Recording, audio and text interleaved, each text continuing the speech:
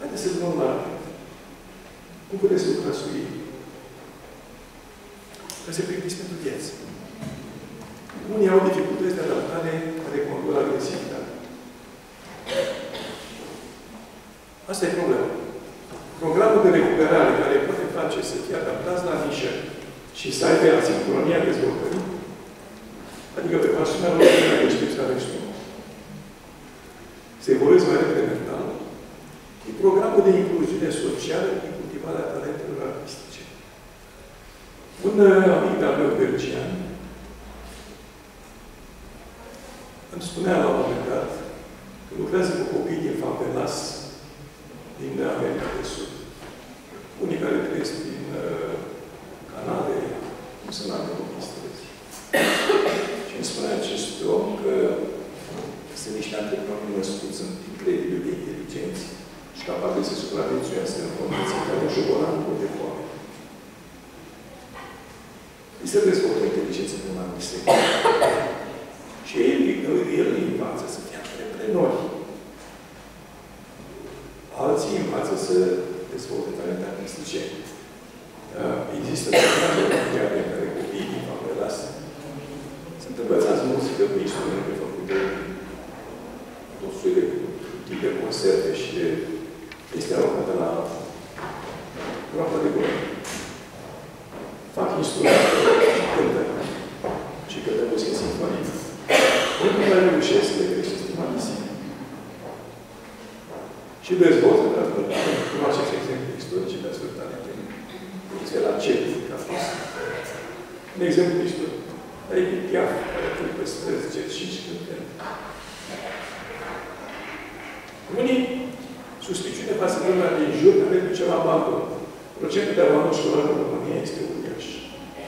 De peste 40%. Vă imaginați ce înseamnă 40% de copii care abandonează școala. Cum se repară? Program de antreprenoriat social și de mediu. Hai să reparăm împreună. Să revenim împreună. Avem o problemă. Ei își găsesc utilitatea. Dacă își găsesc utilitatea, se vin la școală.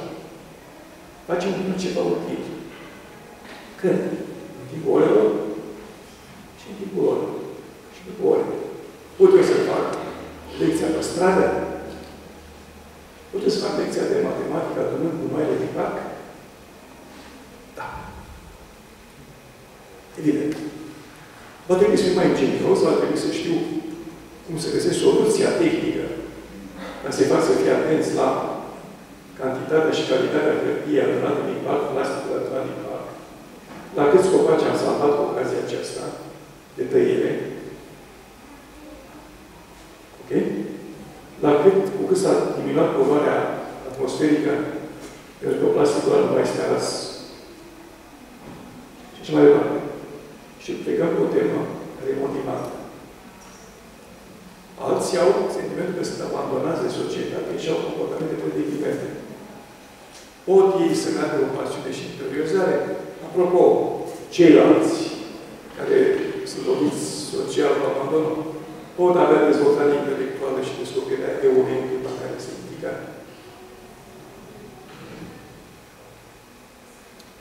Dar din coace, sunt abandonate de societate, nu ca pe mine. Copii care au părinții plecați în străinătate, de exemplu, nu mai sunt iubirea părintelor. Și care sunt foarte toți. Toți au acest sentiment de abandonați. Programul dă mai departe și cultivarea solidarității de grup. Mie mi-a folosit, mi-a dat și pe tine. Când ție îți folosește, nu vezi și pe mine. Da? Îi conduce la pasiune și interiorizare. Ea ajuns să fie filozof. Ea ajuns să înțeleagă viața. Programul de ajutorare reciprocă și intervenții la nevoie, cui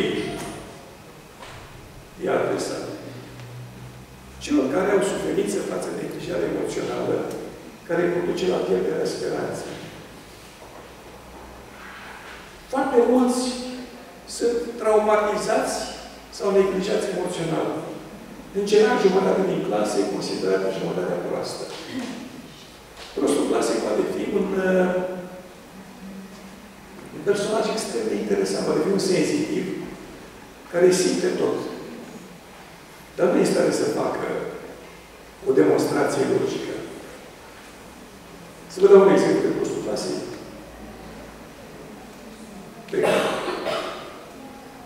Beccarii este extremament de facil. Senzitivii pot să simtă atât de bine interlocutorul, încât să-l prindă dacă imite, dacă le trage clapa, dacă încerce să-l înșele. Intuiția pe care are senzitivul este extraordinară. De ce să-i tai capul în loc să cultivi ce are bun? Și poți să cultivi ce are bun. Cum? Program de ajutorare reciprocă și intervenție la nevoie. Tu simți că vă la doare. Ajută-mă să facem să nu mai doară. Este extrem de important. Vedeți, noastră, educația ține de programe, nu de manuale. Ne lăsăm copilul, iau probleme. Unii sunt anxioși și triști. Cum îi vindec? Îi fac strategi care se merg la profundare. Au atacuri de panică. Au atacuri de panică. Mă duc și dă patul. Dacă îmi dă patul. Dacă nu lasă repede. Program de cunoaștere a naturii și societății și de înțelegerea comportamentelor. Poți să o faci unde? Poți să o faci la istorie, dar la geografie, dar la limba română. Spune ce materie la care nu poți să faci. Poți să faci la muzică. Da? Da. Cum o fac la muzică? Păi marca ce a trăit compozitorul când a compus acel text. Program de înțelegere a naturii umane și a comportamentelor. Vreau să folosesc un pic resursele internet ca să vă înțelegeți natura dumneavoastră proprie, pe care nu știu dacă înțelegeți sau în clipa de față. Ar fi extrem de important să o înțelegeți.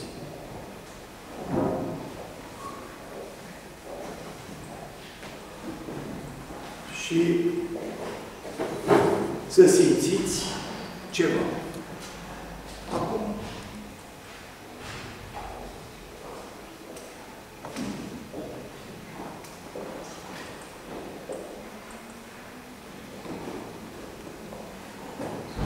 Acum eu asta sper că se va întâmpla.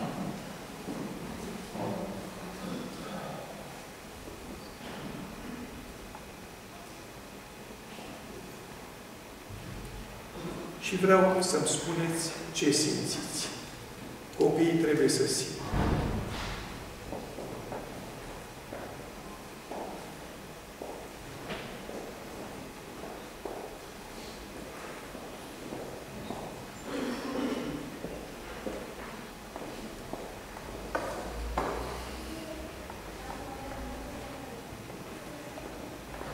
Nu știu de ce nu aude.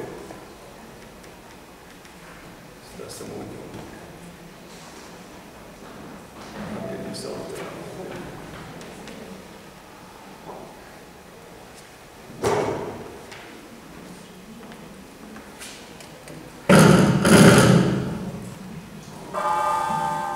Să aude.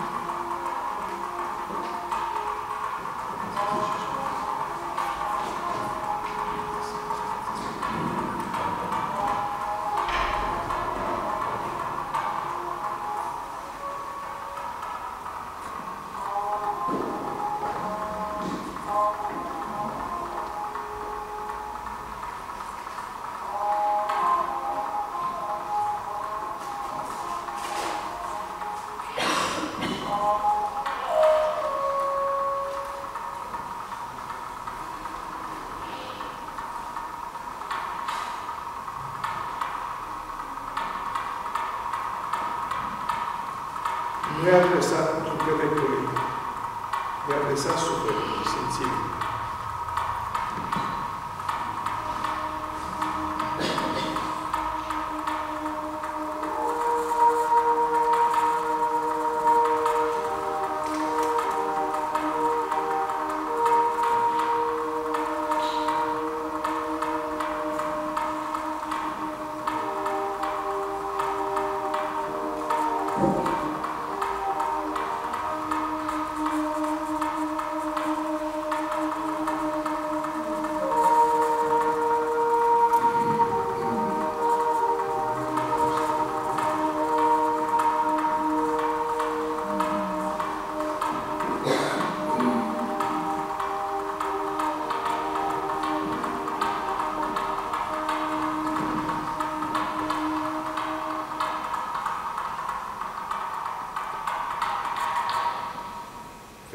ce nu trebuie să pierdem?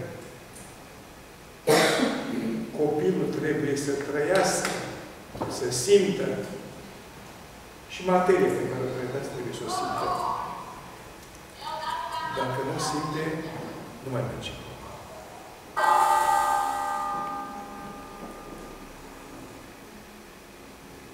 Trebuie să simte.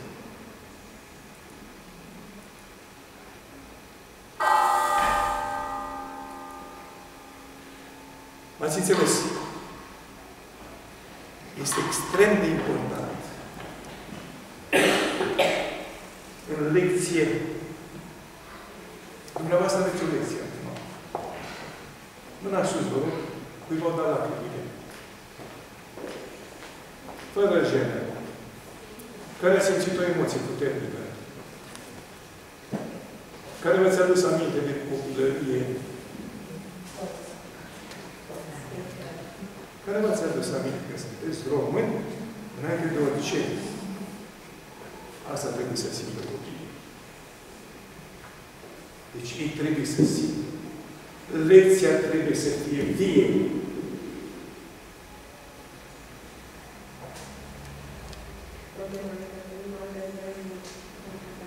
Nu, Doamnă, noi facem vremurile. Atitudinea noastră face vremurile. Nu le punem noi în cârcă, ceea ce am făcut noi înainte, din lașitate, din nepăsare, din ce care ai citat, nu mă lași. Să înfruntăm situația. Asta e situația. Lor trebuie să le dăm altceva. De exemplu, mi-am venit în minte ce simțeau, adică încercam să vedesc ce simțeau în momentul în care sunetul din hor sau îi chema la oasă. Eu asta m-am gândit în momentul. Acum vreau să vă spun că și noi suntem la oastea. Noi trebuie să ne apărăm țara, să ne apărăm cultura, să ne apărăm tradițiile, să ne apărăm neamul. Asta este realitatea. În clipa de față, noi trebuie să înțelegem că suntem asediați. Pe toate căile. Un război nemilos. Care nu e cu deocamdată, e cu banca. E cu gazele de șist. E cu roșia montană. E cu corupția. E cu politizarea educației. E cu multe alte lucruri. Astea stare. E cu Hollywood. E cu televizorul. Care furnizează copiilor ce? Pornografie, violență, fraude, mizerii. În permanență. Noi trebuie să ne cultivăm adevăratele valori.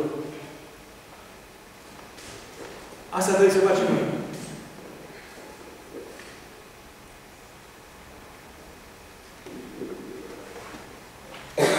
Programele le avem aici. Bun. Pot aplica pentru copiii lipsiți de motivație, care sunt indiferenți și apatici, ceva care să-i facă să aibă tactică și algoritmizare? Descoperire scientifică pe subiecte inedite. Eu am avut câteva foarte interesante experiențe în viața mea de profesor. Una dintre experiențele foarte relevante a fost cu Ionica. Ionica era cel mai slab elev din clasă.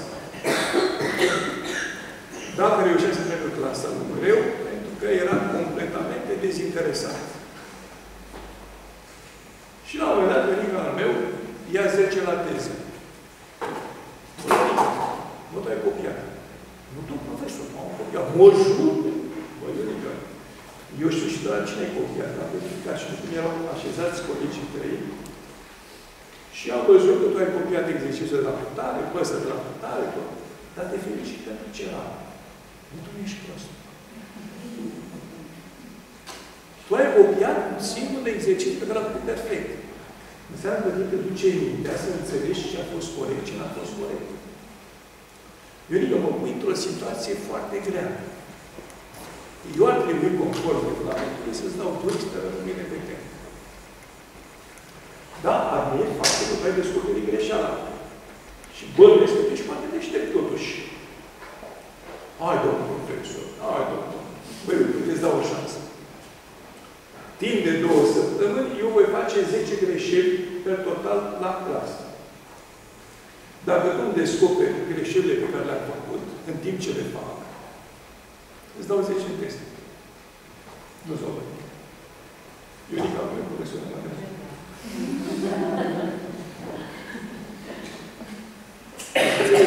Deci ăsta este un program. E un program care nu exista copii mai slab. Așa. Ok. Absența aspirațiilor care conduce la respingere se simte respins. N-are nicio aspirație. Nu vrea nimic. Ce vrei să faci? Nu știu. De câte ori aveți răspunsul ăsta? Foarte frecvent. Program de aplicare practică a cunoștințelor și de utilizare practică a abilităților manuale. Dar nu băgați în teorie. Faceți practic ce aveți de făcut. Practic. Uite, facem așa. Ăștia sunt kinestezicii. Aia care se fruție în bancă nu sunt în stare să stea pe plicologul. Ăștia au mâini de aur. Dacă vreți să lucrezi cu ei, sunt o comoară. Ei nu gândesc în cuvinte, nu gândesc în imagini, gândesc în film. În mintea lor derulează în permanență filme. Bun? Tu nu poți să le faci o demonstrație concretă, le faci cu mâna, le faci cu hârtia pe care o testui, o tai, o reasamblezi. Așa gândesc. Ok? Ei vor fi viitori ingineri. Dar folosiți-le talentul. Nu ignorați că ei nu sunt capabili să citească din carte. Ei sunt luate practic. Practic și aplicativ. Mai departe. Lipsa de motivație, așa, ăștia erau, scăderea performanțelor școlare cu vederea în imaginar. Stau și se gândesc la altele, să uită pe fereastră, tu le vorbești în tău. Bun? Ce faci cu ei? Program de management-ul stresului în activități sportive și de grup. Eu am avut un elev la un anumit moment, un evreu Legovici, care era, din punctul de vedere al caracterizărilor academice, prost ca noaptea. Deci nu puteai să scoți din capul lui o idee. Dar era cel mai comportat la fotbal. Într-o bună zi a venit o delegație de evrei, l-au luat și l-au dus în Israel. Și au lucrat cu el, până când a ajuns portat de fotbal. Portat în echipa lor națională. Avea o singură calitate. Una. Dar era remarcabilă. El era un bun portat de fotbal. Omul ăla și-a câștigat pâinea și o pâine bună, făcând fotbal. Ce sens avea, n-au dreptate ei ăștia? Ce sens are să-l las de petenți, să-l chinui, să-l înnebunesc, să-l fac să se considere ultima persoană de pământul ăsta, să uite mă gândesc să-și dea pame. Că nu poate. Mă uit unde poate. Ei, eu am reușit pe copii să învăț matematică, totuși. Bun. Hai să vedem geometria porții de formă. Din ce unghi poți să dai la poartă pe aceea șansă de a băga mingea în poartă? Deci, unde să fie atent în funcție de plasamentul învățat geometrie? Plasamentul jucătorului care trage la poartă. Cât de mare trebuie să fie saltul tău? Deci, pe practic am învățat. Și am învățat bine. Deci a trecut clasa în mod corect. De data de la fost.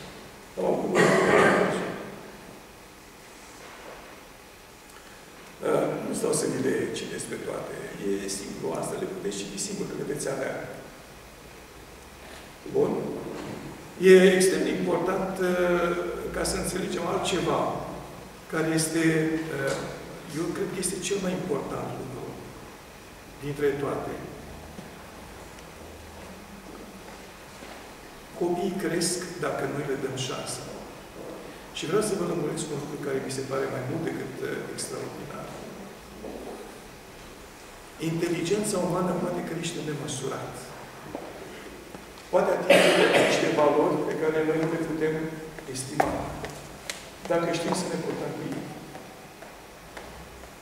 Dacă știm să ne purtăm cu ei, îi ajutăm să devină absolut uluitori. Materialul pe care o să-l vedeți aici și o să puteți studia, că nu l-am publicat. Eu dau fără reținere. E următorul. Dați-mă o vârstă. Spuneți-mă o vârstă. 6-7 ani. La 6-7 ani, copiii intuiesc rolul social, își evaluează propriile abilități. Ce îi face să salte? Jocul competitiv cooperatist, încurajarea performanței și depășirii limitei proprii. Ce îi termină? Plictiseala și munca repetitivă, care conduce la evitarea efortului fără sens și găsirea unor preocupări aleatorii. 6-7 ani înseamnă IQ 60-70. Veți găsi la 6-7 ani copii cu IQ de 140. Dacă părinții au învățat să respecte etapele anterioare, hai să ne uităm un pic de la 6-7 ani ce face școala și ce ar trebui să facă școala. Că la 6-7 ani intră în școală. La 7-8 ani, mintea lor e axată pe competiția, pe însușirea de instrumente de gândire. Ce îi poate ajuta? Jocul de inițiativă și descoperirea de întrebări și experimente personale. Ce-i de la noi? Renunțarea la succes personal, ignorarea adulților, îi duce la demotivarea și sentimentul de a fi abandonați.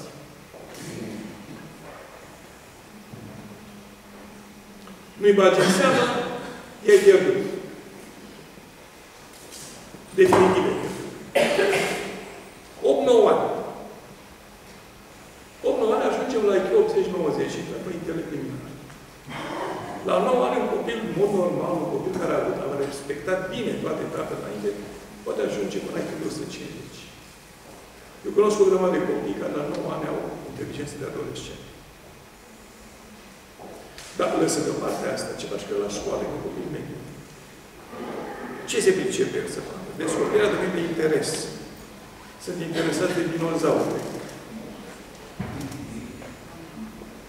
Ce ajută? Experimentul în echipă, dezbaterea pe idei și ipoteze plauzibile în fenomene. Îi iei în considerație, îi iau păreri. În clipa care sunt întrebați ce părere aveți voi despre, ce credeți voi despre, ei saltă. Ce-i dărâmă? Izolarea față de alți copii, ascunderea sau negarea potențialului propriu pentru a se integra în grup. Gândați-vă bine. Școala izolează. De ce izolează? Îi pune în competiție unii față de alții. Am găsit competiții la grădiniță. Și competiția e bună? Sau? Groaznică, pentru că pierd. Pentru că unii zic că trebuie să fie în competiție, altfel nu vor reuși. Doamnă, câți perdanți au într-o competiție?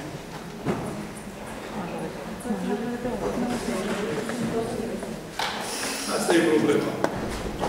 Există o olimpiadă la grădiniță, fetița mea a început să participa la o olimpiadă la matematică. La grădiniță cu informatică. Păi, la ce mă refer? La grădiniță copilul trebuie să joace. Trebuie să trăiască, trebuie să simtă, să bucure, nu să-i chinuie. Și toți, toată grupa au fost trimisă la această olimpiadă. Din momentul în care un copil a câștigat, toată lumea îl urăște.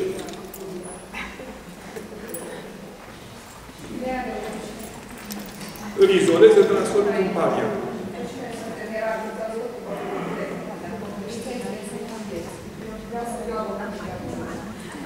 Competiția se face viața și de la un punct încolo, nu face la început. Apare și competitivitatea la un moment dat, ca fiind un instrument de utilitate. Dar trebuie să fim atenți când și cum. Nu de avalul. Pentru că, știți care e povestea? Dacă se respectă acest tablou, intelectul ajunge la o cotă de 360-370 IQ. Pe scara asta e vorbit. Eu am prieteni internaționali care au IQ de peste 220. Dar 360-370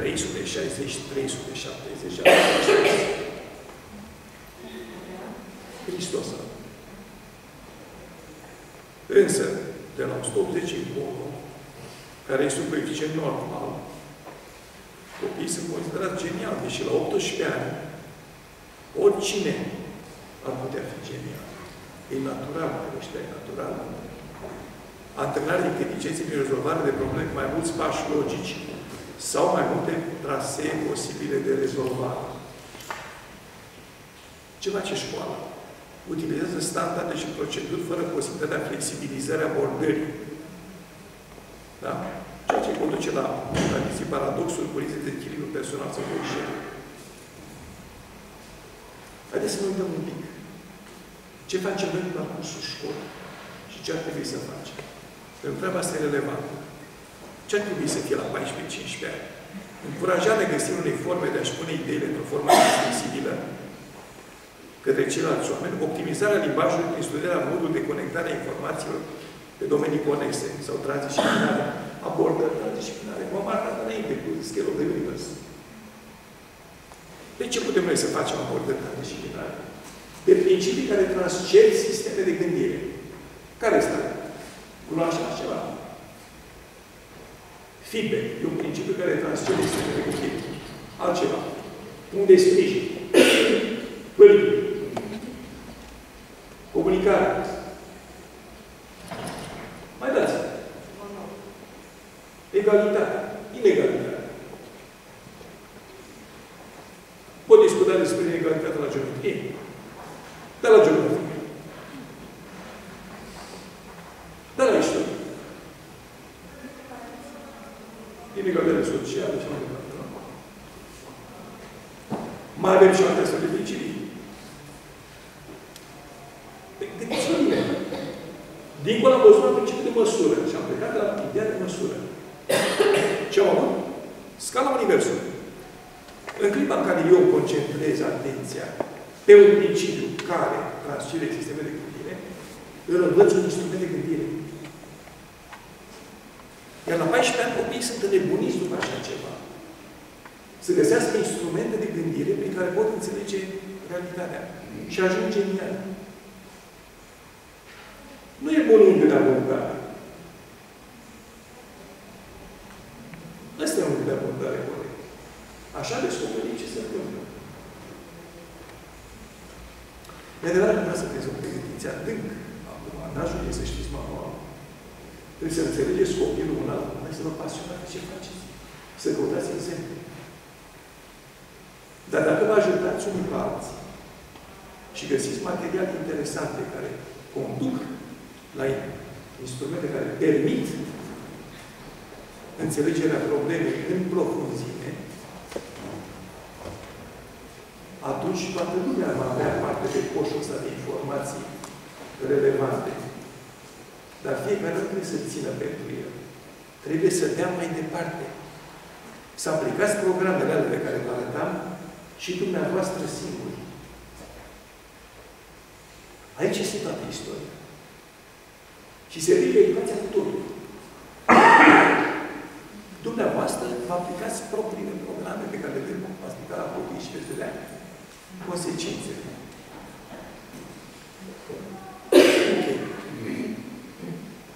La 14-15 ani, copiii sunt absolut terminați. N-au încredere în ei. Se uită în oglindă, simt că sunt niște pocitanii, că nu sunt capabili de nimic, că etc., etc. Văd un coș pe nas, a căzut universul, deci e o dramă. De ce sunt atât de conectați cu propriul lor corp? Pentru că nu sunt conectați cu altceva. Nu sunt conectați la niște, ce vă spuneam înainte, principii care transced sistemul de gândire. Mai dați-mi niște principii de genul ăsta. Hai să vă facem un brainstorming. Bun rău este un principiu sau nu? Nu. De ce? Pentru că e paradoxal. Apare paradoxul imediat. Binele meu, răul tău.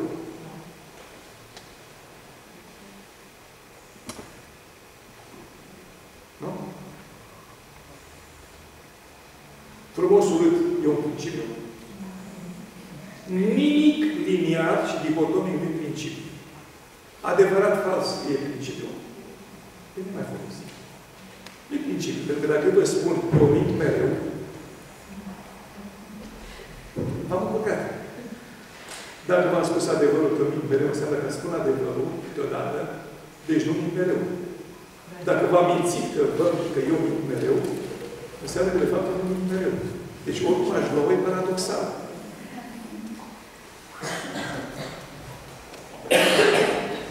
Deci fiți cu mintea deschisă și abordați problemele complexe.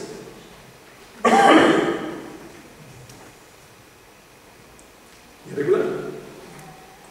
Poate nu o să vă fie ușor la început. Dar pentru copii este extraordinar de motivant să aveți rânduri de ritm. La un moment dat nu mai discutați despre lecția din clasă, ci luați un astfel de principiu care transcede sisteme de gândire și judecați prin prisma acestui principiu.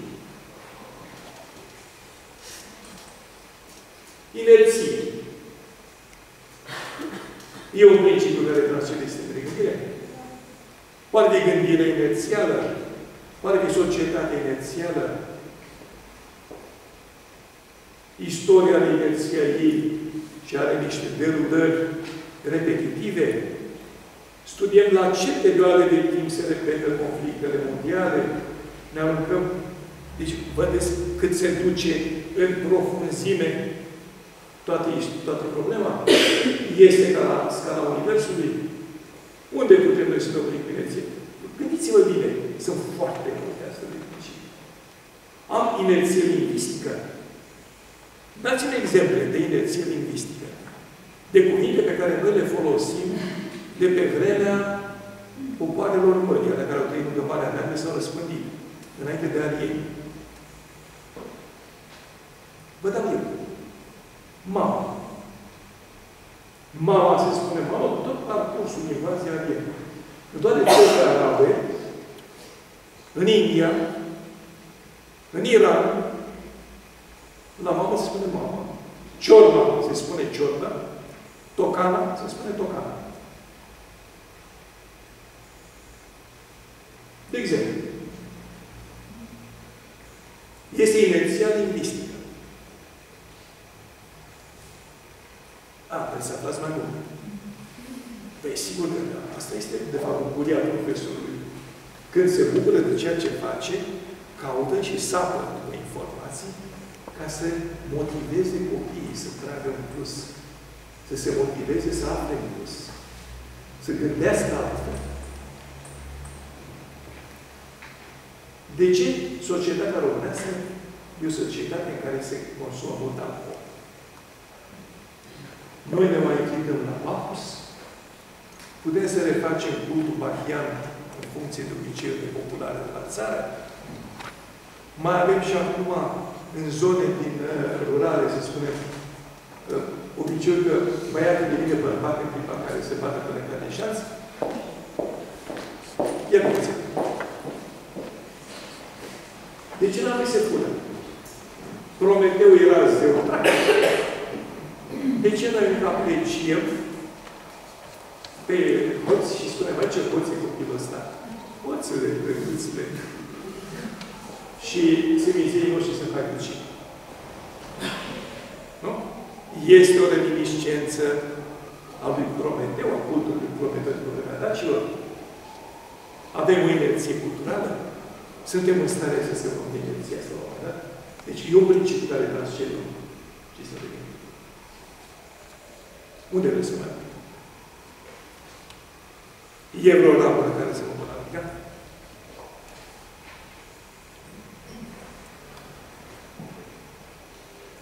Cum arată lecția în condițiile astea? Are ruperi de ritm, trezește copilul din amorțial, mai plictisit. Gândiți, audă ce greu e. Nu e greu. Vă învățați, vă obișnuiți. Dar de vă deschideți o plajă de cunoaștere mai largă. Dacă colaborați, mai simplu. Pentru că găsește un exemplu, îl dă mai departe. Programul îi spune dă mai departe. Nu folosiți o apă. Dai mai departe.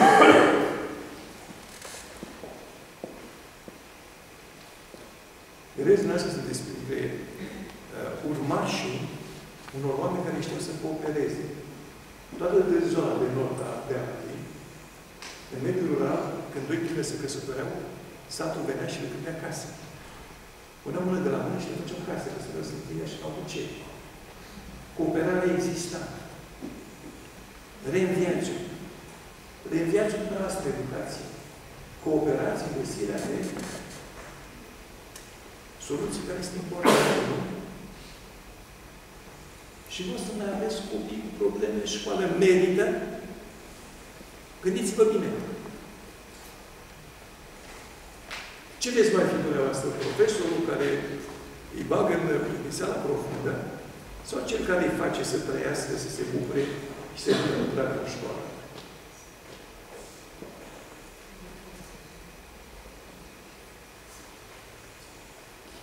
Ia gândiți-vă. Le dați șansa acestor copii să capete o inteligență din ce în ce mai înaltă. Avem nevoie de oameni inteligenți? Eu personal m-am supărat de alții.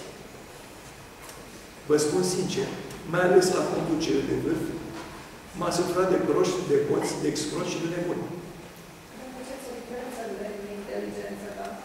Da, mare diferență.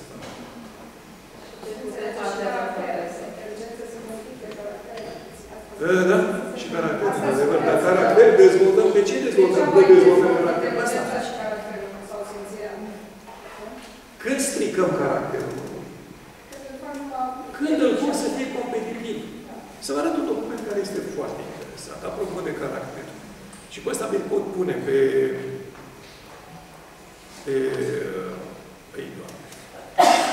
stick. Da, trebuie să caut, să văd unde. Stai, da. Ok.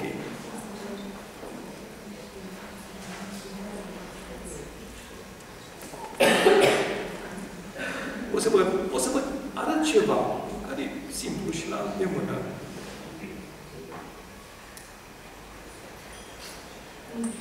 Îmi cer scuze că va trebui să caut, dar vreau să vă arăt întâi, înainte de asta, o chestie la care tinde sistemul să o facă. Dacă puteți copia adresa, o găsiți singur.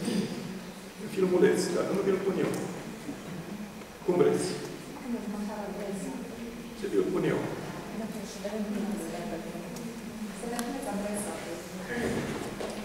Să vă măreți, nu? Bine, vă măreți atunci, ca să fie vizibil.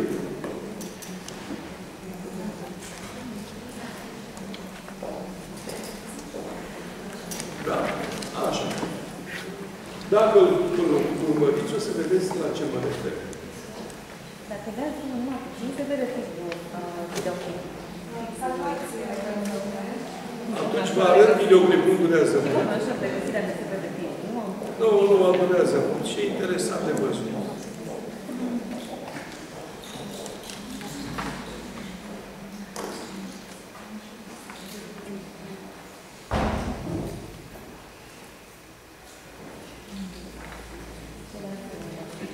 Îl vedeți? Da. Bun. Dacă vezi, da, îl puteți vedea singur. Peste 300.000 de aplicații disponibile pe Nokia Lumia, cele mai cunoscute aplicații. N-aș insista, puteți vedea. Da? Asta este exact, asta este ceea ce se vrea în sistem. Important că noi vrem asta, acceptăm așa ceva.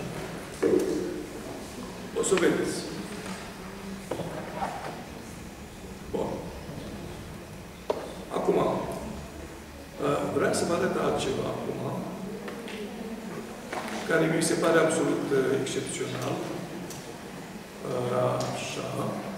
Mă așteptați până când găsesc, pentru că la mine sunt atât de multe materiale că nu mai știu unde le pun. Dar nu durează mult. Gata, am găsit-o. Vedeți, e foarte interesant. E un text infim. Un antropolog le-a propus un joc unor copii dintr-un trib african. A pus un coș plin cu fructe lângă un copac și le-a spus că cel care va ajunge primul va câștiga toate fructele. Când a dat startul pentru alergare, toți copiii s-au luat de mână și au alergat împreună, apoi s-au așezat să se bucure de premii. Când i-a întrebat de ce au alergat așa, din moment ce unul singur a putut câștiga toate fructele, i-au răspuns cu gândul. Cum aș fi putut unul dintre noi fi fericit dacă ceilalți ar fi fost triști? Asta să fie, de fapt, principiul pe care trebuie să-l învățați, să-l predați la copii, în toate momentele. Asta se cheamă educație, nu instruire. Copiii noștri au nevoie de educație. De ce au nevoie de educație? Să loviți de șocul internetului. Ei sunt pierduți în lumea asta. Internetul le face foarte vizual. Jocurile pe calculator îi fac foarte iuți, foarte superficial. Ei nu mai gândesc profund. Nu mai construiesc împreună. Nu mai discută. Nu mai dezbat. Televizorul amplifică chestia asta. Capul merg numai filme. Devin kinestezici. Devin greu de adevărat în școală.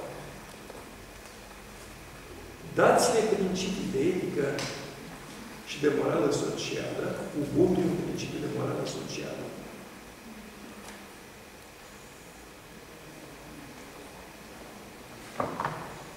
Bun, cu ăsta avem bun la materialele pe care vi le las. Pentru că eu îl consider foarte important, deși este mic. Ok.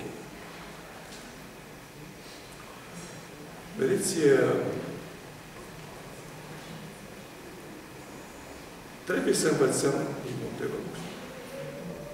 Și trebuie să învățăm ceva foarte important, pe care și voi să avem. În educație sunt cu toții implicați. Schema asta cu contextul educațională pe care o vedeți aici, deși pare absolut de neînțeles, vă explic și o să o înțelegeți. Școala e în centru. E centrată pe copii. Ce interesează școala? Abilitățile naturale, emanciparea copilului, nivelul de autonomie, competențele, traseul personal și profesionalism. Familia se află aici, deasupra. Ce interesează? E centrată pe abilitățile copilului. Și este interesată de carieră, pasiune, emancipare, de copil, de profesionalism și de traseu de succes. Ok?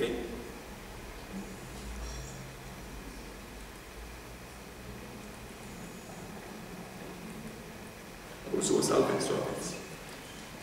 Dincolo de acest traseu sunt organizate, organizațiile. Sunt organizațiile. Conferința asta este organizată de organizații. Care este centrul organizației? Emanciparea. Care sunt interesele? Copilul, abilități naturale, pasiunea, deschiderea, specificitatea și nivelul de autonomie. Hai să ne vedem un pic care sunt obiectele comune de interes pentru familie și școală. Vedeți, aveți aici două obiecte comune. Traseul de carieră și educarea alternativă. Mă întreba o doamnă unde să-l dau. Dar între organizații și părinți, care sunt obiectele comune? E foarte interesant. Curicula, foarte importantă, și educarea alternativă. Atât pot să dau. Asta descoperit. Dar în jurul școlii sunt mai mulți actori. Părinți, organizații, de cercule de elevi, administrația, dezvoltatorii și piața muncii. Se uită la administrație. Administrația e interesată de competențe pe centru. Aia evaluează. Și de jur împrejur, traseu profesional, copilul, nivelul de autonomie, bugetarea, direcționarea și integrarea.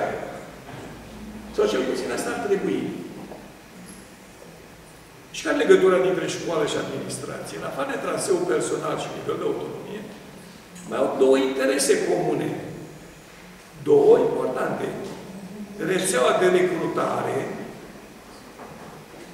de unde recrutează ce? Copii sau profesori. Și a doua, care e foarte importantă de asemenea, este rețeaua profesională. Rețeaua profesională nu e dezvoltată în schimb. Dumneavoastră puteți să faceți o rețea profesională. Să faceți ce au făcut din Foarera. Să vă învățați unii pe alții.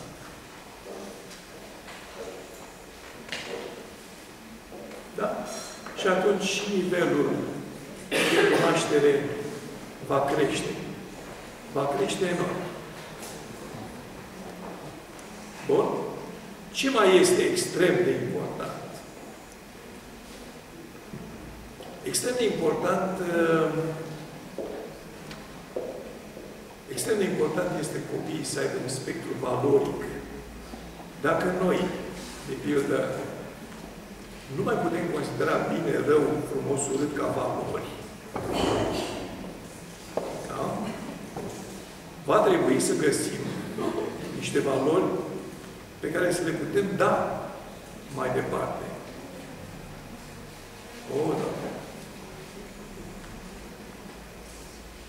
Iertați-mă, nu știu de-a pus valori. Așa. Dar vă arăt unde le găsiți.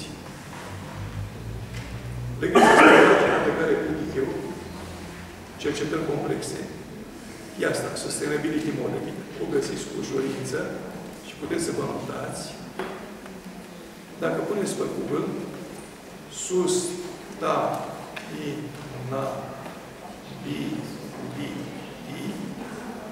Modeling.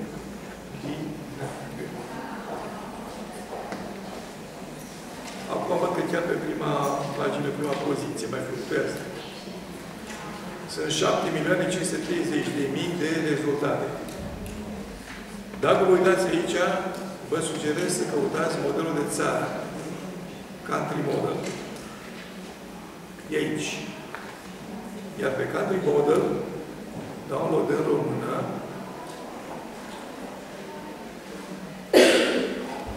și veți găsi într-un punct care sunt valorile pe care le poate promova școala. Pentru că școala trebuie să învețe pe copii un spectru valoric. E foarte important. Fără asta, copiii cred că singura valoare e balanța puterea. Dacă ne uităm puțin, descoperim că avem valori de recrutare, de eu sunt cam chior. Se vede acolo?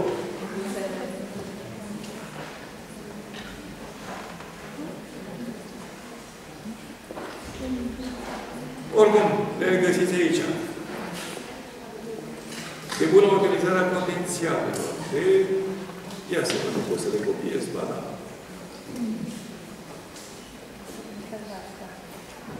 Nu cred că pot. Asta salvați, da. Da, salvați, da. Și dacă e dat salvați, că... Să-i vezi, hai să-i vezi. Da, dacă e numai. Salvați ca... Imediat să-i dau...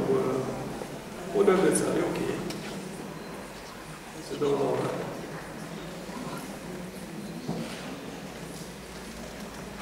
Și aveți tot.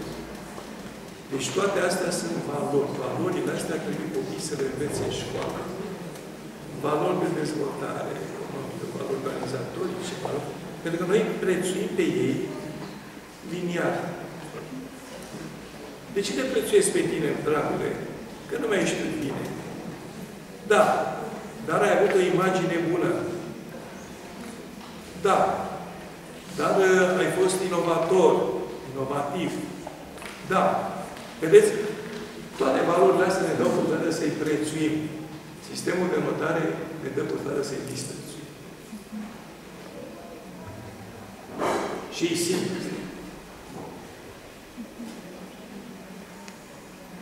Întrebări? Da, avem o întrebare. Da, avem. Pensăm din notă. Avem alte variante. Avem multe variante. Să vă dau un singur exemplu. ce la 4? Nu știu. Vine cu 10. De ce la 10? Nu știu.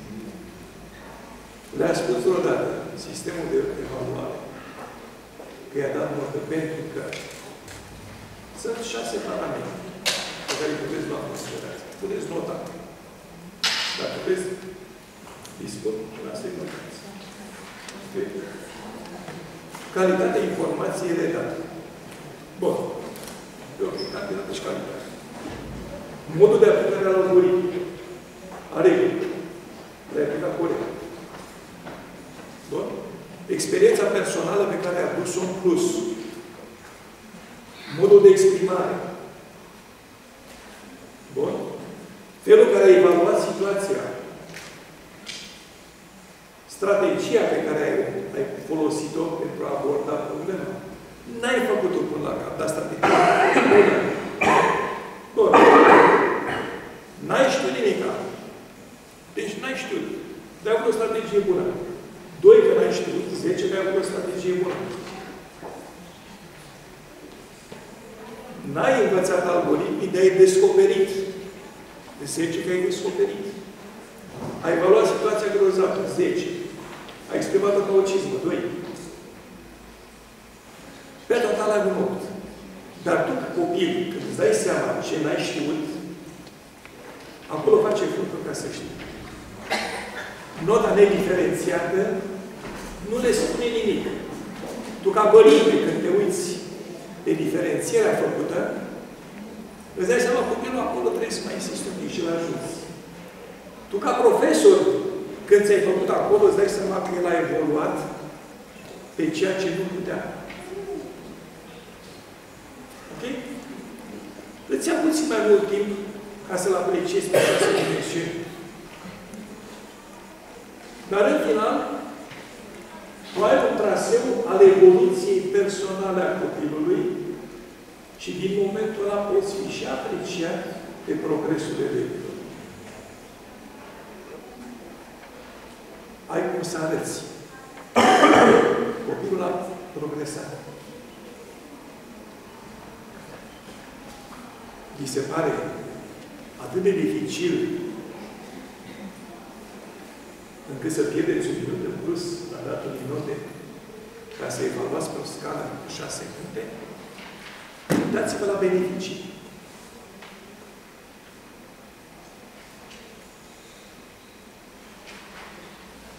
V-ați notat? Atunci, Doamne ajută. Întrebările dumneavoastră.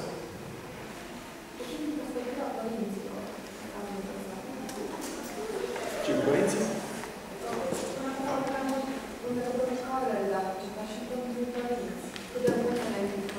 Și pentru părinții aceeași problemă, pentru că părintele, când își terorizează copilul că a dat la 10, sau când merge la ședința cu părinții și cele dați mai multe prime, e complet inconștient. Că habar n-are. Dar dacă îl pui în față unei astfel de situații și îi explici, ne-a răspuns foarte inteligent, l-a creat o strategie foarte bună. Părintele pleacă de la școală nebunit ca un copil prost. În loc să plece cu conștiința, copilul este un strategie, dar a fost leneș. Sau a fost ocupat într-un program. Însă inteligența descriptoare pe partea de observația de tabă. Știți ce oblige când fac pedagogie? Niciodată nu trebuie să vezi defectele. Pentru că dacă defectele le vezi, defectele cresc. Dacă calitățile le vezi, calitățile cresc.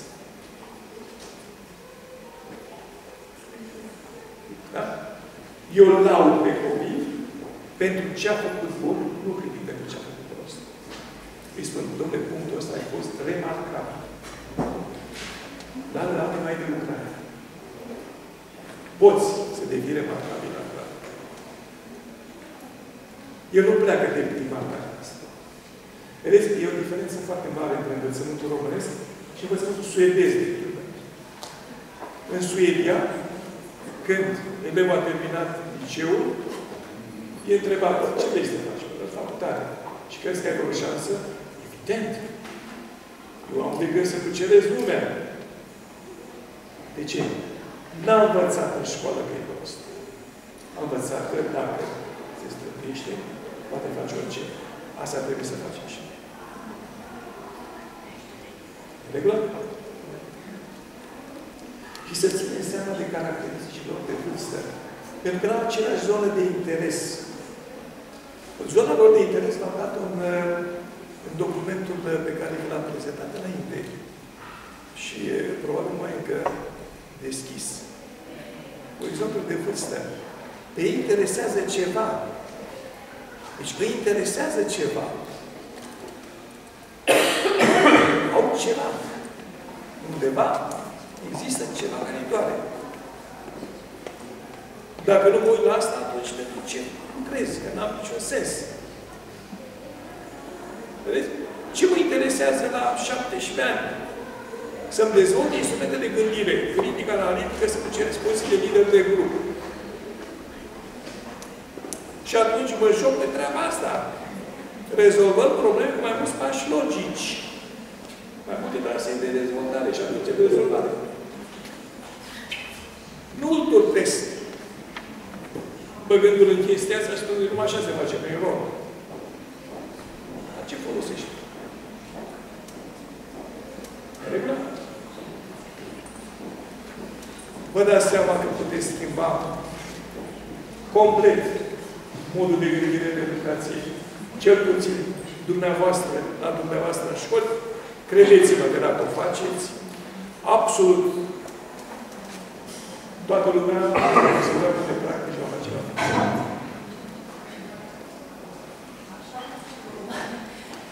Din perspectiva părintelui social obligației. Deci, din perspectiva părintelui, în legătură cu ceea ce spunea domnul profesor, sunt și cadrul didactic, sunt lector la universitate. Am un copil supradotat care la 8 ani a fost descoperit abilitățile. La 8 ani avea un IQ de 143. Am luat atunci legătura cu unul profesor care ne-a indicat să găsim un mentor local. Am încercat din punct de vedere al învățământului. Ne-am lovit de anumite piedici. Am încercat să găsim un mentor și referitor la ceea ce spunea domnul profesor legat de această inerție. Am încercat să găsim un mentor un profesor pensionar referabil de științe care să poată să-i explice sau să poată să discute cu copilul meu care avea foarte multe întrebări de pus. Și m-am lovit de această inerție a profesorului care de fiecare dată când am abordat și am vorbit cu profesor pensionar de chimie, de fizică, mi s-a spus și ce doriți să facem cu el suplimentar. Nu vreau să fac un copil de 8 ani, vreau să încercat. Nu cred că mă descurc pe mare rău. Am tot încercat și până la această oră de a găsit. Ce înseamnă 143? Încurajarea găsirii unei forme de a-și pune ideile într-o formă transmisibilă către ceilalți oameni, optimizarea limbajului prin studierea modului de conectare a informațiilor pe termenii conexe și a componentelor disciplinare. Asta de asta am și vorbit cu dumneavoastră despre idei care transcend sistemele cognitive. Vreți să crească, băgați în această direcție.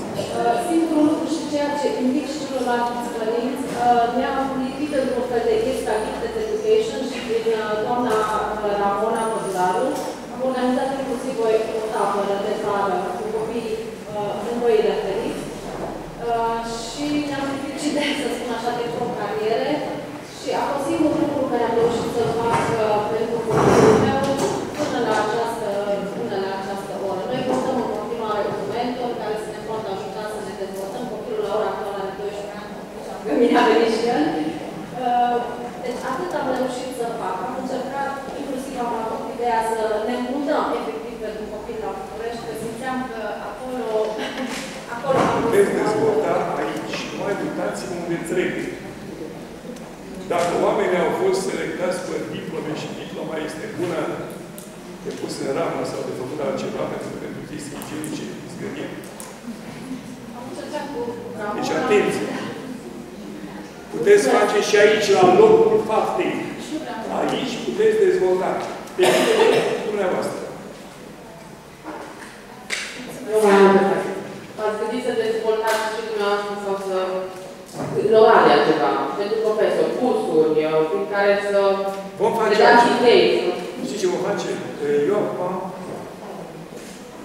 sunt într-un program de formare de formatori de educație în București. Mâine am 10 ore de curs. În Oradea? Am venit la dumneavoastră, știind că la 4 dimineața sunt în picioare, la 8 dimineața ajung în aeroport, la 9 dimineața încep 10 ore de curs. Vă dați seama ce înseamnă 10 ore de curs fără pauză? Bun. Voi porni un program similar în Brașov. Vă dau datele de contact. Încercăm să facem online. Dacă nu vrem face online, acolo voi lucra cu oamenii de la fața locului. Dacă intrăm online, atunci vă instruiesc pe câți le sigurizori. Să aibă mai mulți profesori, mai multe cadre din România. Acces la informații respective. Voi pune toate lecțiile pe care le voi face pe programul din București, acum sunt filmate profesional, vor fi puse pe YouTube. Încă o întrebare. E bine un copil să fie dat multe, să aibă, să le implice multe activități extrașcolare. Dacă el le cere. Dacă el le cere, da. Dar dacă nu le cere, poate să ajungă un copil supradopat, supradopat. Am auzit referitor la asta, nu sunt pro și contra, am auzit că dacă nimic îl duci, atunci s-ar putea ca pe la clasa 4-5 ar putea să fie supradopat și să dea să mai fac față. Bineînțeles, au nevoie și de recuperare, au nevoie de natură, au nevoie să bucure, nu sunt niște mașini de nocive. Bun, întrebarea de bază. Vreți pauză sau continuăm cu întrebările? Atunci, ce da. O clipă că nu aud.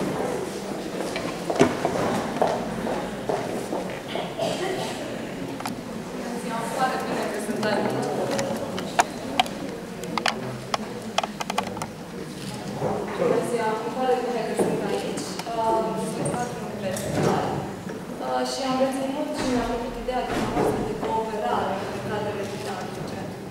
Și observ, cel puțin în jurul meu, cel puțin în cadrul universității, o reticență a cadrelor didactice în ceea ce privește cooperarea din punct de vedere al materialelor didactice și, nu știu, cred că și în sistemul preuniversitar este la fel. Și întrebarea mea ar fi, de ce credeți că există această reticență? Din lipsă de experiență. Și pentru că a fost cultivat egocentrismul în România pe toate căile. Vedeți? Austega Gift. Information Services. Uitați pe Austega. Este australiană. Resource Center. O grămadă de centre de resurse. Nu, sunt o grămadă de lucruri. Aici aveți forumuri făcute de către Universitatea disciplinei. Da? Universitatea a creat forumul divers, a adus și specialiști care să răspundă. Sunt forumuri pentru profesori, forumuri pentru părinți, forumuri pentru elevi. Din momentul în care a existat această conectare și împrăștire de informație pe forumuri, învățământul australian a performat. A ajuns rapid sus. Dovada e că Australia acum este lider mondial pe nanotehnologie, de exemplu. Și nu știe, n-a auzit decât de criza ecologică. În rest nu există. Deci, universitatea din sine a făcut.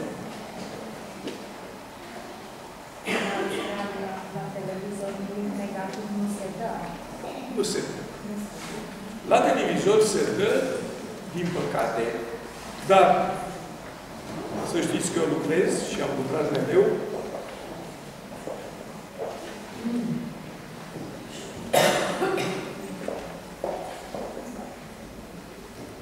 Bună ziua, aș avea și o întrebare. Am o fetiță de 6 ani și eu nu încurajez competitivitatea. Dar ce pot să fac să împiedic și în alte locații, pentru că oriunde merge, peste tot este o competiție între cineva, pentru ceva. Eu acasă, repet, nu o încurajez. Mai învățați ori mai mult. Învățații, împreună cu Cojocarul, am lucrat la proiectul de nouă Constituție Constituția Cetățenească. I-am făcut o demodelare matematică la aceasta, ca să aibă consistență, să nu fie contradictorie, să permite instructul să meargă. Inclusiv, ea acum aruncă la strângeri de voturi, să știți. Dacă strânge suficient de multe voturi, intră în Parlament. Dați-o bine, în data asta. Bun. Eu mă vreau să citiți-o. Vreau să nu și plece învățământul, îmi pare rău. Eu nu sunt nici cadru didactic, sunt un simplu părinte. Ok. Acum și vreau să știu ce pot să fac ca părinte, copilul meu să nu intre în competițiile altora. Dumneavoastră învățați-l să coopereze. Învățați acest principiu. Învățați-l că nu cine câștigă e cel mai tare, ci cel care știe să se adapteze și să evolueze. Câștigul e valoric. Gândiți-vă la următorul fapt. Care e diferența dintre calitate și valoare? Valoarea cu cât o împarți, cu atât se împuținează. Calitatea cu cât o împarți, cu atât se înmulțește. Bunătate de o calitate? Învățați-vă că dacă este bun, bunătatea se împărăște și la alții. Succesul este o valoare? Da, dacă în toate succesul se micșorează. Inteligența este o calitate? Infinitul este o calitate sau o valoare? Infinitul. Cât face infinitul împărțit la 5? Deci o calitate. Cât fac infinit plus 1? Nu se pot aduna. Nu poți aduna o calitate cu valoare. Nu le amestecăm. Și Hristos a spus, pe cezarul ce cezarul, Dumnezeu ce-a Dumnezeu. Și dumneavoastră aveți să învățați cu tine.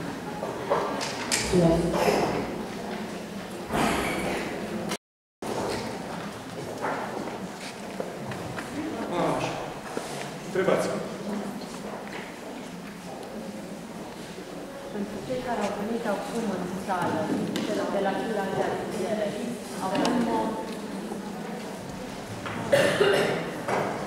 avem momentele acestea de întrebări pentru domnul profesor sau pentru ceilalți invitați. Mai avem un pic de timp. Stai-mi o secundă. Uite. Bună ziua! Aș vrea să vă întreb dacă în cariera dumneavoastră de dascăl ați avut vreo mare dezamăgire legată de vreun elev al dumneavoastră. Niciodată am crezut în ei. Am explorat împreună necunoscutul, ne-am bucurat de ce am descoperit, i-am învățat să bucure de ce descoperă și să aibă tot timpul sentimentele libertății, încrederii și curiozității.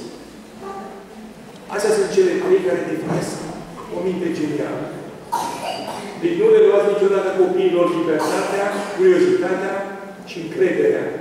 Nu-i dezamăgiți vreodată. Și ei vor evolua extraordinar.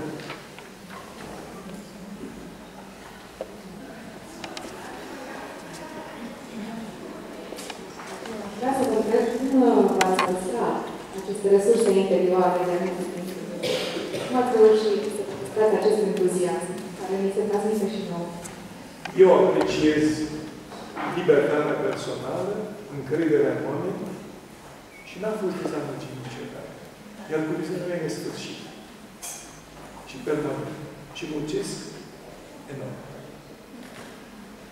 Deci când trec la ceva, nu mă opresc. Bun, acum mă las pe mine.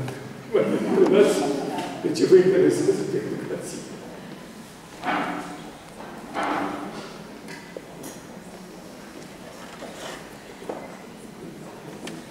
Să știți că de 5 ani am propus să ajungem în dar de-abia am reușit. N-ați avut invitație? Poftiți? Unde n-ați reușit până acum? N-ați avut o invitație? Nu voi de invitație, problema. Nu am avut vreme. Și, ca să mă credeți pe cuvânt, doar vă arăt așa, de la distanță, cum arată programul meu și când se termină programul meu. Octombrie, noiembrie, decembrie, ianuarie, februarie, martie, aprilie, mai. În mai mi-am pus câteva zile libere, pentru că știu că o să fiu terminat, după seara, și e plin până pe 2 iunie, după care mi-am luat doar taberele de vară, că mi-au și o tip de recuperare. 1, 2, 3,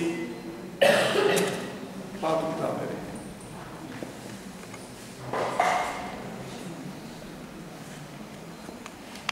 Deci, timpul meu, în general, este la zile și la ore.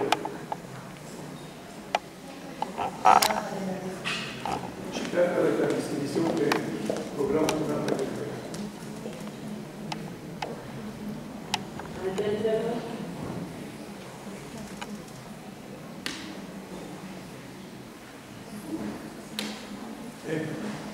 Asta e.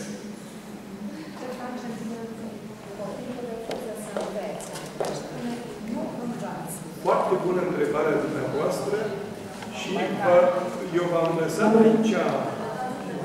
Am întrebat ce facem atunci când copilul spune nu vreau să învăț, nu învăț. Ok, vă mai pun un material pe care să-l aveți și vi-l explic.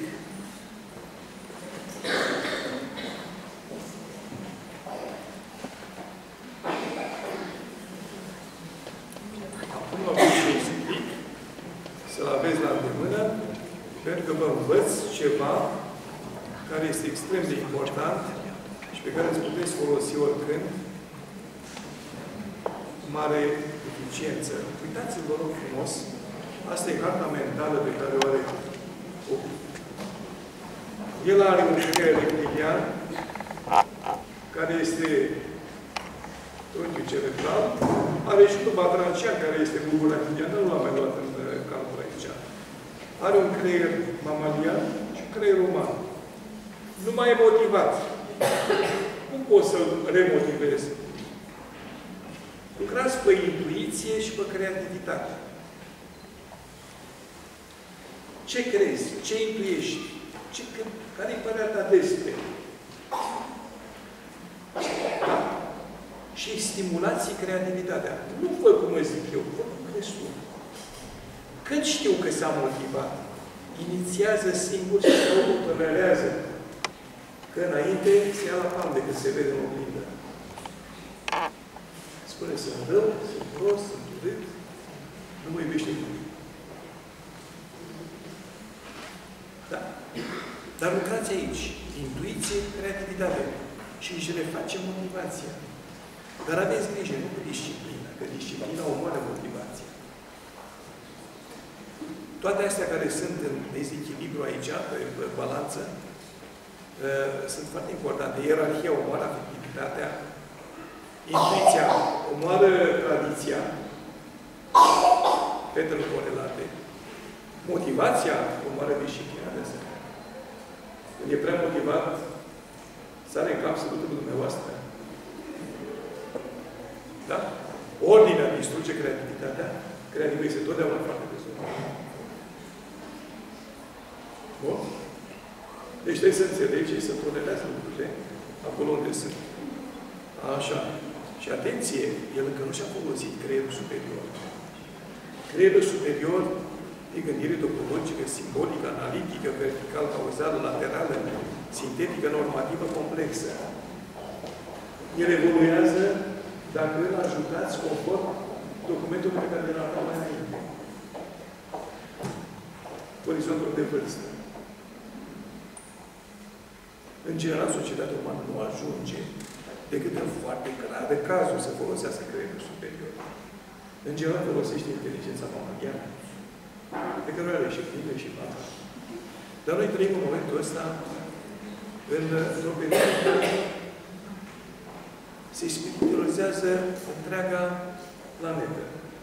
Și ca să vă aduc un moment de bună dispoziție, vreau să vă arăt ceva care o să vă destindă.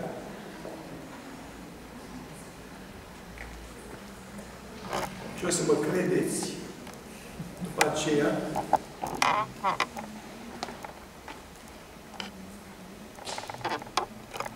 că natura se spiritualizează iarăși.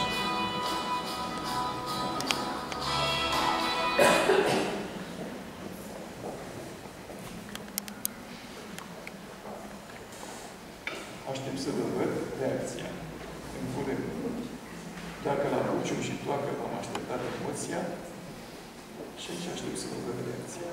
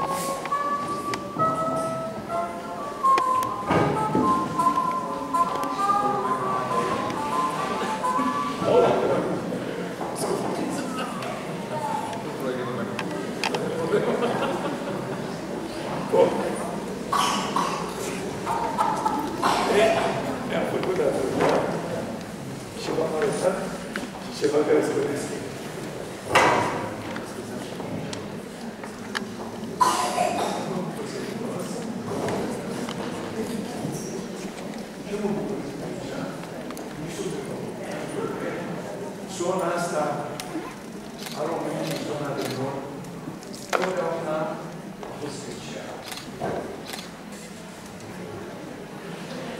Am bucuria să cunosc preoți fantastici sau cea mai atentă pregătire pentru unii copii, pentru Ioan asta, de exemplu, cunosc.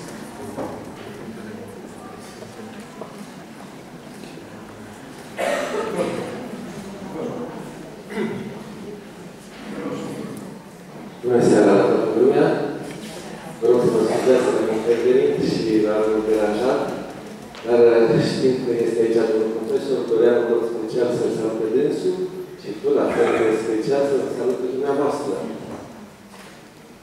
Sunteți persoane care aveți un rol extraordinar, fundamental, pot să spun, în viața pruncilor noștri, pentru că sunt cea dumneavoastră și a noastră a tuturor. Iar ceea ce faceți dumneavoastră nu poate să fie înlocuit. În plus, trebuie să se conjuge cu ceea ce face familia și eu spun inclusiv cu ceea ce face biserica. Aveți o muncă foarte grea, pentru că aveți un consum de energie extraordinar de mare, dar pentru formarea acestor tineri, cred că nimic nu este suficient și nimic nu este atât de greu să nu putem să ne dăruim. Vă îndemn, repet, mulțumesc încă o dată domnului profesor pentru faptul că a acceptat să vină și să facă acest curs împreună cu dumneavoastră. Și vă îndemn să mergeți pe drumul pe care ați vorbit. Vă faceți bine și faceți lucruri de strălucire. Vă doresc o seară binecuvântată și tot bine. Să ne vedem oricând sunteți bineveniți la noi. Și să nu uităm că nu avem decât două sprijine în caz de mare nevoie. Cultura străbună și biserica strămoșească. Bun,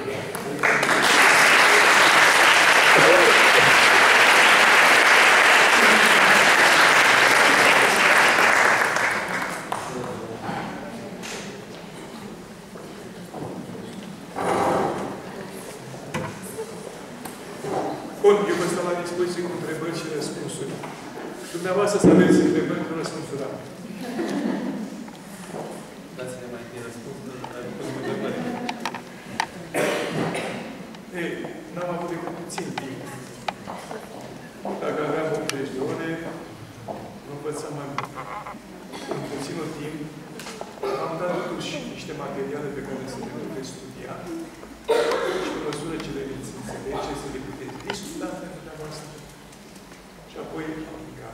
Pentru că ele și-au dovedit eficiența acolo unde a fost aplicat. Am avut multe bucurii, multe surprize plăcute. Anul acesta mi-au venit mai multe organizații care vin la mine. La mine acasă e totdeauna un de vino. Vin de la organizații, părinți cu copii, miniștri, parlamentari, generali, de tot felul. Și e un spectru extrem de larg care circulă pe la mine. Pentru că mă ocup și de partea de dezvoltare, de sustenabilitate. Spectrul meu de lucruri larg. Vreau să vă spun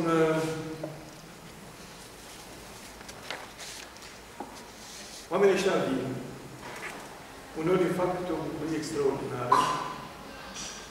Una dintre bucurii extraordinare pe care le-am avut recent a fost când o fetiță, care a trecut acum 2 zile pe la mine, a întrebat-o pe mama ei, după ce am terminat ce am avut de făcut cu ea, mama, Domnul cu care am vorbit e cumva fratele lui Moș Crăciun?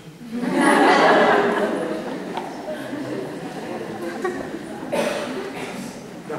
Vedeți? Putem pune un boc de lumină pretutindeni, oriunde, în orice context. Să nu uităm că asta e gândirea asta. Mi-a făcut mai mare bucurie copilul și asta cu fratele lui Moș Crăciun decât dacă aș fi primit nu știu ce mare premiu. Deci, pentru mine, asta a fost adevărata valoare. Bun, așa că întrebați-mă. Să știți că poate mai vin peste 5 ani, nu știu. Da. Dacă, de exemplu, un copil renunță să învețe și învățătorul renunță să mai învețe, apoi părinții încearcă să învețe, dar după un moment dat și ei renunță, abandonează. Care este vina? Profesorul, copilul sau părinte? Părerea mea că nimeni nu renunță vreodată să învețe. Noi nu putem renunța să învățăm. Da? De când s-a născut omenirea de planeta asta și poveștile au învățături. Noi învățăm în multe direcții. Învățăm în permanență. S-au făcut niște experimente extrem de interesante și extrem de dure, de altfel, în Franța după război. Au fost luați dețineri condamnați la moarte, care au semnat că sunt gata semnat la experimentul ăla și se comută la închisoare cu viață. Pedapsa la moarte. Eu ți-am spus că e riscant. Că nu s-a plecat niciodată și atunci nu se știe consecințe. A fost luat ținutul, băgat într-o cameră izolată fonic. Deci nu putea auzi absolut nimic. El era anesteziat, dar treaz. Nu mai simțea nimic pe piele. Ceea ce vedea era o culoare uniformă gri. N-avea miros, n-avea nimic, n-avea informații. După 24 de ore, tot indicatorii metabolici arătau că era în comă. După 48 de ore, a murit. Creierul nostru, fără informație, dispare. Noi, dacă nu învățăm, ne distrugem. Ca să fie mai limpede de treaba aceasta. Copilul mic de un an, în general, nu este luat în considerație ca fiind un bun învățăcer. E hrănit, alăptat, etc., etc., nu spălat și băgat în pătuț. În primul an de viață pierde jumătate din neuronii cu care se naște. Dacă îi se pune muzică complexă, dacă are muzică simfonică, nu că e prea mic, trebuie să zic, nu e adevărat. Din bun, că nu am eu care muzică simfonică și creierul se adaptează la informație complexă. Dacă are culori complexe, variate, nu uniforme, dacă are experiența mirosurilor, când săraca își lua puiul în spinare, își ducea la prașină, el avea tot mirosul mediului. Din cauza asta, foarte mulți oameni de știință au plecat de la sate. Pentru că perioada de copilărie au avut informație complexă. Și mintea lor nu a pierdut neuronii. Da? Dacă nu învățăm, nu pierdem neuronii. Neuronii noștri se împușcă singuri. Prin nefolosire, orice organ nefolosit degenerează. Dacă nu mergi, cioarele ți se subțiază, se usucă. Dacă nu îți folosești creierul, e un mecanism care ține de mitocondrii, care mitocondrii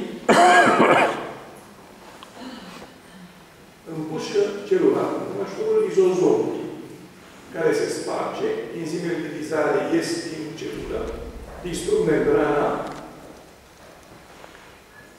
și apoi celula. Și mai distrug și alte celule din preajmă. Începe un fenomen de catastrofă. Noi trebuie toată viața noastră să aflăm, să învățăm, să ne folosim curiozitatea, libertatea de gândire și crederea că putem. Bine? Așa. Nu putem să învățăm. Da. Sunt întrebări. Ne apropiem de jumate, la 8 se ține o alarmă pe clădire și chiar e nevoie să ieșim afară. Se blochează și altfel nu trebuie să mâneți. Întrebarea mea este legată de copilul special, la care, despre care vorbeați, încep introducerea regulilor. Și întrebarea mea este cum să ținem echilibru între regulile, ceea ce trebuie și creativitate și libertate. Trebuie să înțelegem că dispare. Din vocabularul nostru trebuie, nu există. Noi avem liber arbitru. Avem dreptul la viață, dreptul la moarte, dreptul la alegere. Noi nu suntem veniți pe lumea asta ca să trebuiască să facem ceva. Noi nu mergem de timp. Dar problema pe care a spus-o este importantă, pentru că apare următoarea contradicție fundamentală în majoritatea familiilor. Mama este secvențială și unul dintre copii e vizual sau kinestezic sau senzitiv. Mama care este secvențială, ține ordine, curățenie, punctualitate, trebuie. Trebuie, pentru mama secvențială este toate celelalte trei categorii n-au nicio problemă cu trebuie. Senzitivul simte lucrurile, ar trebui să pare absurd, pentru că ea știe că nu așa funcționează lucrurile. Vizualul vede harta integrală a situației și ce alege drumul, nu trebuie să meargă pe un anumit drum, pentru că el vede o mie. Iar kinestezicul, când îl duc la trebuie, se apucă și lucrează. Lucrează manual. Îl bagi într-o stare de supraexcitabilitate motorie și nu vrei să știi ce înseamnă un trebuie pus la un kinestezic, că se traduce prin misiune, datorie, ok? Și ai vrei să faci. Așa. Am înțeles. Bun.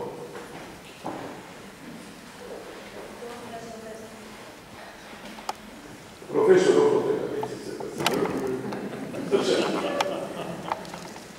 Spuneți-ne dumneavoastră, pentru noi toți ce am fost inspirați și am urmat și am simțit alături de dumneavoastră această conferință, ce să facem în continuare? Sumarizați în câteva propoziții, câteva minute.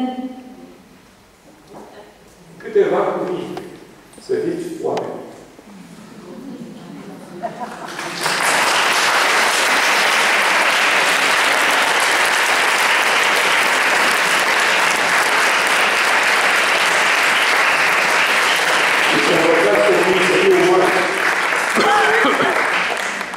învățați copiii să fie umani. În primul rând. Și atunci o scurat. Bine. Mulțumesc pentru aplauze.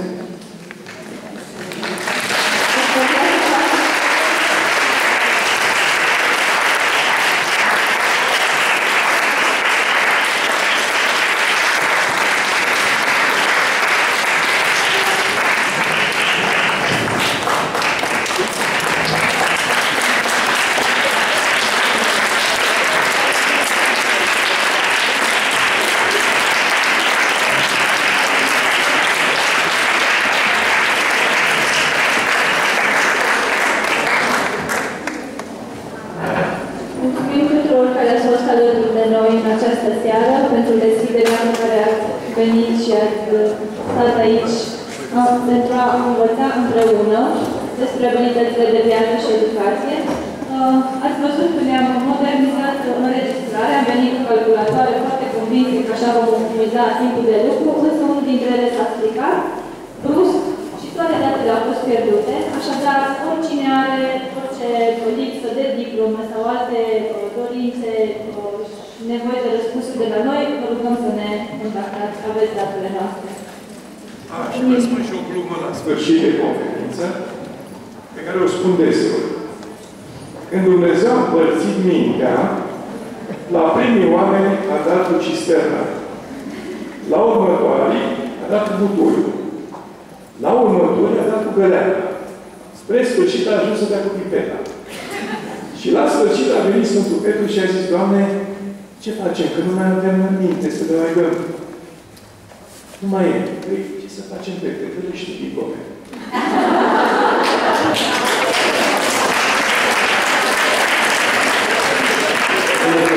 Mulțumesc și eu și în același timp domnilor profesori și doamnelor profesoare, vă spunem că știți, domnul profesor chiar cred că la învățătura română. Drum bun și o seară pe toate. Mulțumim!